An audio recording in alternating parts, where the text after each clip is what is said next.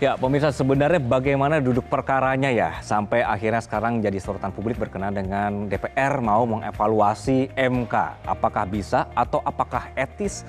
Kami akan membahasnya pagi hari ini. Sudah bergabung bersama kami. Kami akan juga konfirmasi langsung kepada Ketua Komisi 2 DPR RI, Ahmad Doli Kurnia, dan juga sudah hadir peneliti dari Pusat Studi Hukum dan Kebijakan atau PSHK, Viola Reninda. Selamat pagi Bang Doli, selamat pagi Mbak Viola. Selamat pagi, Assalamualaikum warahmatullahi wabarakatuh. Selamat Waalaikumsalam pagi, warahmatullahi Mas. wabarakatuh. Semoga Mbak dalam Viola, selamat keadaan pagi. Sudah sehat. bisa dengar suara saya, Mbak? Dengar. Ya, Oke, siap. Bang Doli, ke Abang dulu berarti ya. Bang, ini gimana ceritanya, Bang? Sampai akhirnya yang ramai sekarang kan Abang yang ngomong bahwa DPR ini perlu untuk mengevaluasi MK. Saya kira perlu saya klarifikasi ya. Ya, Pernyataan yang kedua itu tadi memang saya diminta tanggapan dari media ya. Jadi begini, saya menjelaskan konteksnya saja. Kalau konteks hari ini, saya kira pertama urusan dengan putusan Mahkamah Konstitusi apapun ya, selama ini kita harus hormati karena di dalam hierarki perundangan kita ya putusan Mahkamah Konstitusi itu final and binding dan harus kemudian diteruskan menjadi alas hukum peraturan-peraturan teknis lainnya. Dan selama ini DPR saya kira juga mengikuti kemudian menghormati dan mengindahkan semua putusan Mahkamah Konstitusi itu pertama. Yang oke. kedua, DPR apalagi Komisi 2 tidak punya kewenangan untuk melakukan evaluasi, apalagi kemudian kan isunya sampai membubarkan Mahkamah Konstitusi. Oh, tuh jauh sekali kewenangannya itu. Artinya keberadaan Mahkamah Konstitusi itu dijamin dan berada dalam Undang-Undang Dasar 1945 gitu. Nah, tapi kemarin itu kita bicara dengan dalam konteks melakukan evaluasi secara menyeluruh ya. Jadi seingat saya mungkin ya kita bicara itu waktu ada acara diskusi di teman-teman Partai Gelora ya. Jadi kita bicaranya ke depan ya. Ke depan itu melihat situasi yang sekarang ini kita sepakat dan saya dari dulu konsisten bahwa masih ada hal-hal yang perlu disempurnakan mulai dari sistem pemilu, sistem politik, ya mungkin sampai ke sistem ketatanegaraan kita sehingga beberapa waktu kemarin ini tidak akan terjadi lagi ya peristiwa-peristiwa seperti yang kita alami gitu. Nah, contoh misalnya sistem pemilu, saya sudah berkali-kali mengatakan ada 5 isu klasik, ada 3 isu kontemporer ya, misal mulai dari threshold, kemudian mulai dari district magnitude, sistem Oke. pemilu kita, dan seterusnya gitu. Nah, termasuk misalnya soal keberadaan Mahkamah Konstitusi. Saya waktu itu mengatakan begini, ya hendaknya Mahkamah Konstitusi ini kan kita tempatkan sebagai lembaga yang terhormat, yang tertinggi gitu. Bicara dalam kewenangannya sebagai lembaga yang menguji undang-undang terhadap Undang-Undang Dasar 1945 sesuai namanya Mahkamah Konstitusi. Nah, Oke. saya waktu itu mengatakan bahwa selama ini Mahkamah Konstitusi ini juga mengerjakan hal-hal yang sampai teknis, contohnya soal sengketa pemilu, ya. Nah, ini sekarang kan kita akan menghadapi pilkada. Besok kalau ada sengketa di 508 kabupaten kota dan eh, di 37 provinsi. Nah, ini nanti yang menyelesaikan adalah Mahkamah Konstitusi yang menurut saya ini kan mengerjakan satu hal yang teknis gitu. Nah, Oke. rekomendasinya apa? Ya saya termasuk orang yang dulu menurut saya penting untuk dibentuk misalnya lembaga peradilan khusus pemilu gitu. Nah, jadi bicaranya ke depan ya. Nah, jadi saya ingin mengklarifikasi bahwa kita ini udah selesai ya. Jangan lagi Oke, oke. dipanas-panasin antara Bang Mahkamah Doli, Konstitusi dengan DPR dan segala macam gitu ya. oke. Apalagi kita ini kan sudah jalan nih pilkadanya. Jadi konteksnya bukan itu. Itu yang saya kira bisa saya jelaskan. Oke, Bang Doli, jadi sebenarnya ini ada kajian yang memang dari Abang pribadi atau memang sudah ada wacana di DPR sendiri yang akan membahas ini? Kalau membicarakan atau membahas evaluasi tentang sistem pemilu, terus kemudian termasuk ada beberapa masalah undang-undang yang terkaitan politik ya. Kami kan di Komisi 2 itu sudah pernah merekomendasikan ada 8 setidaknya 8 undang-undang paket politik yang harus kemudian ke depan harus disempurnakan. Mulainya hulunya itu di sistem pemilu.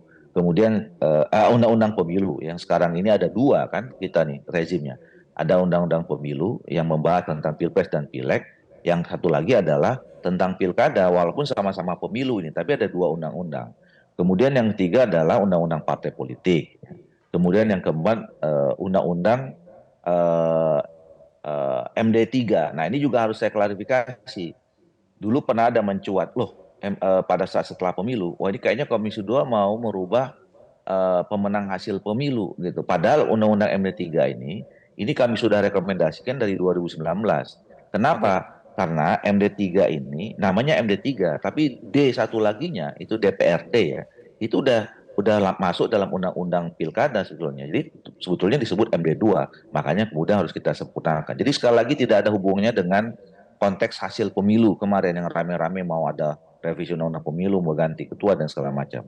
Nah, yang Oke. kelima misalnya undang-undang tentang pemerintah daerah itu sendiri, ya. Kemudian yang keenam, kita perlu ada undang-undang. Kalau tadi ada MD3 menjadi MD2, saya kira juga perlu diatur undang-undang tentang DPRD provinsi dan kabupaten kota. Kemudian yang ketujuh adalah undang-undang tentang pemerintah desa. Nah, alhamdulillah kemarin sudah dibahas, ya, walaupun hanya sekedar kemarin membahas soal masa jabatannya, tapi padahal sebetulnya masih banyak sebetulnya harus dibahas dalam undang-undang desa itu sebagai entitas terkecil pembangunan kita ya sekarang dan ke depan. Nah, Baik, yang Bang. terakhir adalah undang-undang hubungan keuangan pusat daerah yang memang bicara tentang soal pengawasan dana transfer daerah dan seterusnya. Jadi kami sejak awal sudah mempersiapkan dan saya kira masih banyak lagi undang-undang terkait politik yang apa namanya Yang sedang dibahas begitu ya, Bang Doli. Oke. sudah kami rancang ya, nanti akan perlu Oke. disempurnakan kira-kira. Nah, Baik. kemarin saya bicara tentang itu kan rame juga tentang amandemen Undang-Undang Nomor 45 gitu ya.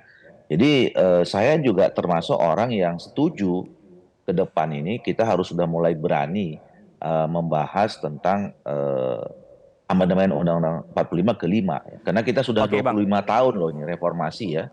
Jadi saya kira juga kita perlu melakukan evaluasi dan kemudian penyempurnaan terhadap Undang-Undang Dasar 45 itu yang setiap 25 tahun saya kira kita perlulah. Contoh misalnya kemarin soal GBHN ya. Ternyata kan kita perlu ya. Karena tidak ada cantolannya sekarang di GBHN, dibuatlah kemudian apa tuh PPHN dan segala Baik, macam gitu. Bang Nah, Doli itu izin salah saya satu potong. indikasi Jadi perlunya untuk dilakukan evaluasi. Jadi posisinya adalah Abang kemarin pada saat berbicara soal yang sedang ramai ini adalah bahwa ini dalam jangka menengah dan panjang begitu ya Bang ya. Perlu ada pembahasan lebih lanjut berkenaan dengan pasal-pasal atau juga undang-undang yang berlaku begitu. Nah, saya juga sekarang Iya, ke Mbak Viola. tunggu Mbak, sebentar. ya. Sebagai negara yang besar, Hmm. negara yang sedang maju terus berkembang ya.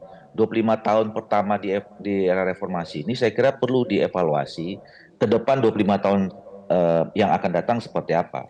Termasuk Termasuk mulai MK-nya hal-hal Bang. yang mendasar semua sistemnya kira-kira gitu. Termasuk MK-nya.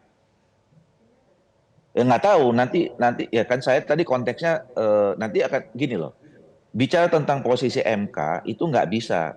DPR sekali lagi nggak punya kewenangan, apalagi Komisi 2. Nah nanti kalau bicara tentang MK itu bicara dalam Baik, apa baik. namanya amandemen Saya Undang-Undang 45 Ke kira-kira. Mbak Viola ya, Bang. Kita kasih izin Mbak Viola dulu. Mbak Viola, ada respon soal ini? Tadi juga Bang Doli sempat berbicara ya. Ada usulan juga, ada dong sebenarnya semacam pengadilan untuk pilkada ini sendiri begitu, atau peradilan untuk pilkada sendiri. Tanggapan Anda, Mbak Viola? Baik, terima kasih. Khusus untuk peradilan khusus pilkada ini sebetulnya kan jadi isu yang lama ya setelah pengujian Undang-Undang 10 2016 tentang Undang-Undang Pilkada, tetapi dalam jangka waktu hampir satu periode DPR dan juga pemerintah tidak menyentuh perubahan tersebut gitu karena sebelumnya Mahkamah Konstitusi sudah memutuskan kalau evaluasi bisa dilakukan penyelesaian sengketa pilkada itu bisa dilakukan oleh Badan Peradilan Khusus, tetapi kemudian sampai ada penafsiran baru lagi. Mahkamah Konstitusi mengoreksi putusan yang sebelumnya bahwa Mahkamah saat ini berwenang untuk menyelesaikan sengketa pilkada karena ada koherensi atau kesamaan asas dan prinsip begitu. Nah, saya pikir itu sebetulnya tidak menjadi isu lagi soal penyelesaian sengketa pilkada, tetapi ada hal-hal yang perlu menjadi catatan untuk penguatan dan juga support bagi Mahkamah Konstitusi untuk menguatkan posisinya sebagai lembaga yang berwenang untuk menyelesaikan sengketa pilkada tersebut gitu. Nah, Berarti sebenarnya nggak ada masalah berkaitan dong ya, dengan Mbak ya? wacana evaluasi dari MK sendiri, sebetulnya yang kami lihat adalah setiap Mahkamah Konstitusi mengeluarkan putusan yang dalam tanda kutip menginvalidasi produk legislasi dari DPR dan juga Presiden, pasti biasanya ada statement dari DPR untuk dan juga Presiden untuk melakukan evaluasi terhadap Mahkamah Konstitusi. Nah, hanya saja ini yang perlu kita lihat lebih lanjut, apakah ini benar-benar evaluasi untuk kepentingan penguatan MK sebagai penjaga konstitusi, atau malah mau mempretelik kewenangan MK, seperti yang disampaikan tadi, ada upaya untuk memindahkan penyelesaian kewenangan atau membatasi kewenangan MK hanya bisa mengujikan undang-undang yang mana saja, seperti itu kan, itu perlu diwaspadai.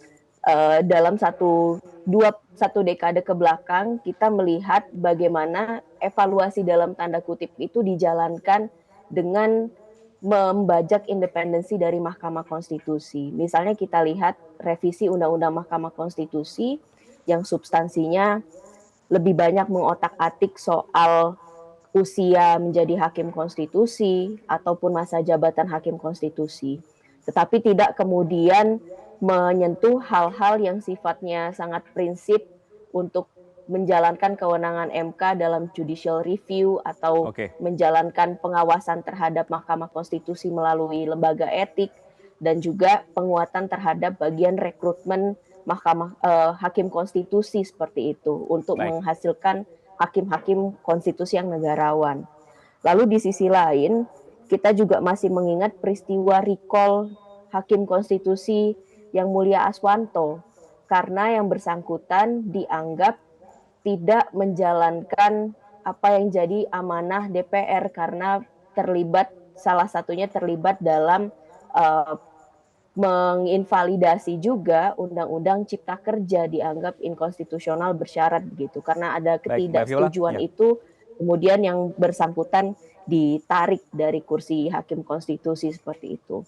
Nah, praktik-praktik seperti ini sebetulnya yang perlu diwaspadai oleh publik dan juga oleh Mahkamah Konstitusi, karena blueprint-nya itu sudah berjalan satu dekade ke belakang, sehingga ketika DPR ingin mewacanakan adanya evaluasi sistem secara keseluruhan, itu perlu kami lihat dulu kajiannya seberapa dalam, apa saja yang kemudian diadres atau dijadikan poin-poin evaluasi dan lain sebagainya begitu. Baik, itu jadi semua harus dijelaskan secara terinci begitu ya Mbak Viola ya. Terima. Dan ya, maaf saya potong Mbak. Jadi intinya adalah bahwa evaluasi ini jangan dijadikan semacam tameng untuk kemudian mempreteli sistem yang ada begitu ya Mbak Viola. Bang Doli, singkat saja Bang Doli, karena durasi ini Bang. Jadi ini sebenarnya ribut-ribut ini atau sorotan ini bukan karena kemarin nggak terima Bang, karena putusan MK yang soal ambang batas pilkada. Kemudian bagaimana Abang memastikan bahwa rencana yang Abang dan teman-teman lakukan ini benar-benar murni untuk evaluasi, bukan untuk mempreteli sistem yang sudah ada Bang? Ya, pertama saya pastikan kalau ini nggak ada kaitannya dengan soal putusan Mahkamah Konstitusi 60 dan 70 dan kemudian PKPU 10 2024. Ya, saya justru ya kemarin yang memimpin langsung menerima putusan Mahkamah Konstitusi 60-70 itu yang kemudian kita jadikan rujukan pada PKPU 10 2024 sekarang untuk pilkada gitu. Itu nggak ada hubungannya sama sekali. Diskusi yang kemarin dilakukan itu kita bicara tentang ke depan ya.